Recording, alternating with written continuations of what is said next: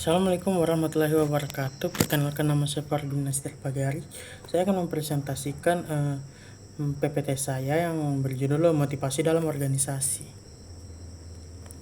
Yang pertama, pengertian motivasi. Motivasi adalah kekuatan atau dorongan internal yang mendorong seseorang untuk melakukan tindakan tertentu. Ini melibatkan keinginan, minat, atau tujuan yang menggerakkan individu untuk mencapai prestasi, memenuhi kebutuhan, atau meraih kepuasan.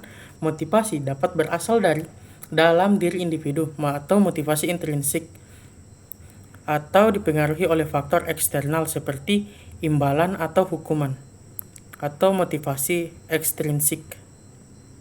Jenis-jenis motivasi: yang pertama motivasi intrinsik, yang kedua motivasi intrinsik, yang ketiga motivasi intrinsik dan ekstrinsik, yang keempat motivasi pencapaian, yang kelima motivasi sosial, yang keenam motivasi kekuasaan, yang ketujuh motivasi afiliasi, yang kedelapan motivasi eksplorasi.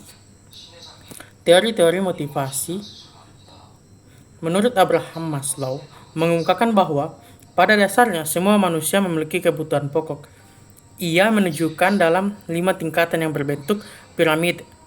Orang memulai dorongan dari bawah.